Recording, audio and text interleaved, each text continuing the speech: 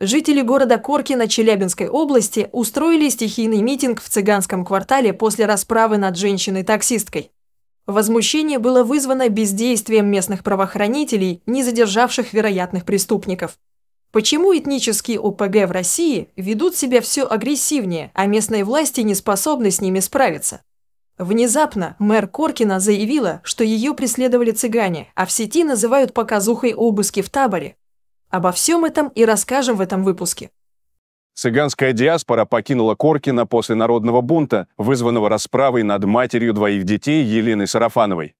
В городе продолжают находиться до 400 силовиков. Полицейские патрулируют улицы и круглосуточно охраняют опустевшие коттеджи, оберегая их от пожара и мародерства. Тем временем глава Коркино Наталья Лощинина написала в соцсетях, что лично подвергалась преследованию. Цыганская проблема существовала очень давно, никогда не замалчивалась. Начиная с 2019 года проводились беседы, рейды. И мы получили обвинение в притеснении по национальному признаку, а моя семья не единожды оскверненную могилу свекра. Приближенный к Путину полпред президента России в УРФО Артем Жога жестко высказался по поводу народного бунта в Коркино. Экс-комбат, включенный в состав Совета безопасности государства, отслеживает инцидент ежедневно. Он заявил, что ситуация накалялась давно, но своевременной реакции на нее не последовало. Необходимо принять исчерпывающие меры для предотвращения подобных ситуаций в будущем. Как сообщают источники, многие губернаторы сейчас с надеждой смотрят на комбата Колыму, видя в нем не просто опытного боевого офицера, но и приближенного к президенту человека. Высшие чиновники надеются, что именно Жога сумеет предложить реальные меры по укрощению национальных диаспор для начала в УРФО, потом на остальные регионы России. Вспоминают еще одного соратника Путина, нынешнего секретаря Госсовета России Алексея Дюмина. В свою бытность губернатором Тульской области он в 2016 году сумел привести к порядку распоясавшуюся цыганскую диаспору в тульском поселке Плеханово, введя туда военных и ОМОНовцев, и определив под снос 122 самовольно построенных дома. Плехановская диаспора вела себя относительно законопослушно целых 8 лет, но несколько дней назад вновь отметилось: 12 пьяных цыган напали на полицейского. Константин Малафеев считает положение, сложившееся с цыганскими диаспорами в России, системной проблемой, требующей системных решений.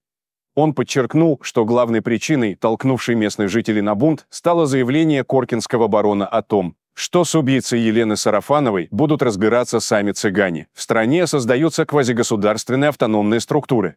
Это и возмутило русских людей. Оказывается, у нас цыганам закон не писан. А до этого то же самое нам говорили в азербайджанских, таджикских диаспорах, что они сами разберутся со своими. Тем временем люди негодуют по поводу того, что силовики устраивают показуху.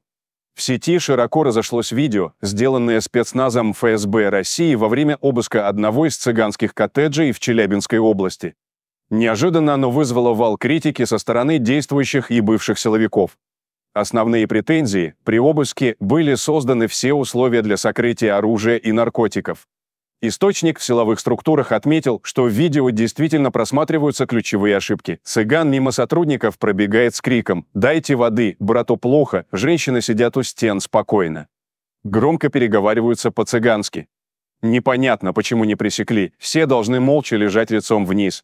Иначе могут ударить ножом, подручным предметом, спрятать улики, договориться между собой. Пользователи Пикабу предположили, что о многом говорит и само задействование в обыске именно спецназа ФСБ. Это не их функция. Значит, местная полиция недееспособна, либо, что гораздо хуже и вероятнее, в доле. Тем временем семью Елены Сарафановой, ставшей жертвой цыганов Коркино, поддержат известные благотворители.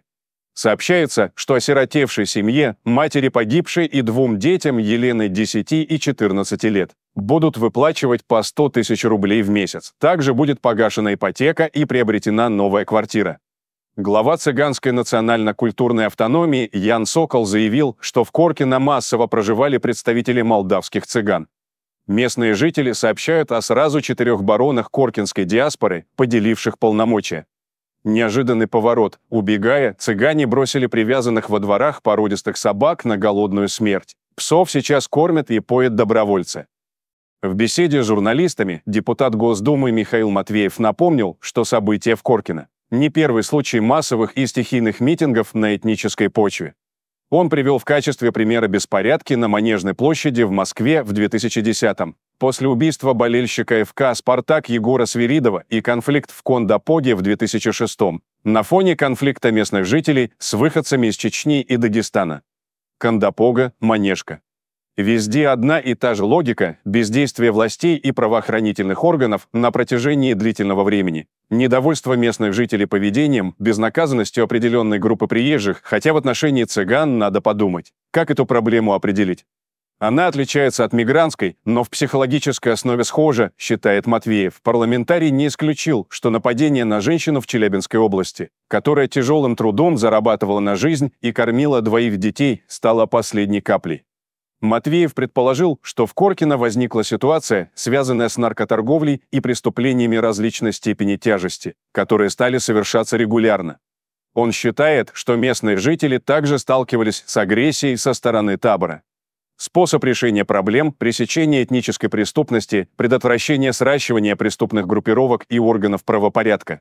Преступники гуляют на свободе, их никто оперативно не задерживает. Здесь, в Коркино, насколько я могу судить, люди массово возмутились из-за того, что два предполагаемых преступника укрылись в цыганском массиве, и цыганский барон не выдал их полиции, мол, с ними разберутся по цыганским законам. Это знакомая формула. Мы часто слышим от представителей разного рода этнических течений, что у них есть какое-то там родовое или религиозное право, которое ставится выше российского законодательства, рассказал Матвеев. Депутат подчеркнул, что не приемлет самосуд, насильственные действия и погромы, но надо понимать, что ситуация с этнической преступностью, засильем разного рода диаспор и бездействием правоохранительных органов, подозрительно легких наказаний для преступников переполняет чашу терпения русского и не только русского народа. Вспомните ситуацию в Якутии, где местное население поднялось после беспредела со стороны приезжих. Нервы у людей и так напряжены. Еще и безнаказанная агрессия со стороны этнических групп и диаспор. Вот первопричина, добавил Матвеев.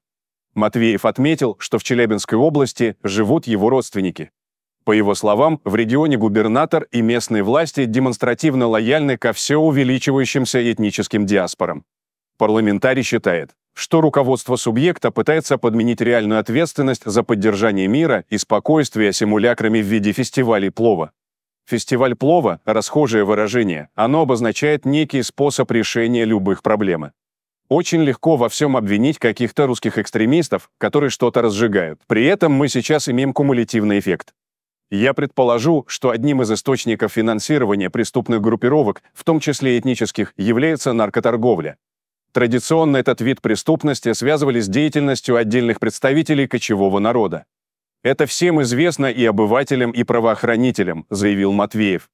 Матвеев отметил, что в последние годы резко увеличился поток мигрантов из Таджикистана, что привело к резкому увеличению соответствующей диаспоры. И на фоне этого возрос транзит героина и других наркотиков из Таджикистана и Афганистана в Россию и Европу.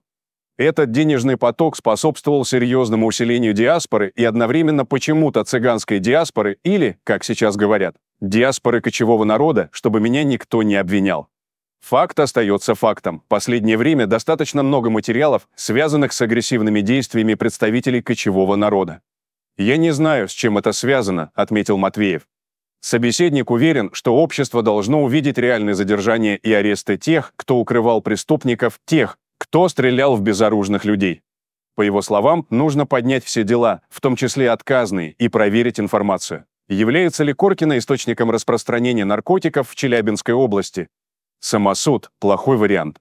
Русский бунт, по утверждению Пушкина, бессмысленный и беспощадный. Не всегда соглашусь с тем, что он бессмысленный, но точно беспощадный, под раздачу попадают все. При этом я ответственность за такого рода события возлагаю на бездействие власти, а не на сам народ. Легко во всем обвинять людей, которые не понимают переживаемого момента, не хотят проглотить обиду, не хотят войти в чье-то положение и так далее, заявил Матвеев. По словам Матвеева, из ситуации в Коркино необходимо извлечь уроки. Власть должна изменить отношение к этнической преступности, набирающей обороты и увеличивающей влияние, диктующей волю целым поселкам и кварталам. Нужно противодействовать преобразованию диаспор в ОПГ. Зачастую одна преступная деятельность перетекает в другую. Например, наркоденьги вкладываются в развитие экстремистских группировок, сепаратистов, террористов и так далее, подытожил Матвеев.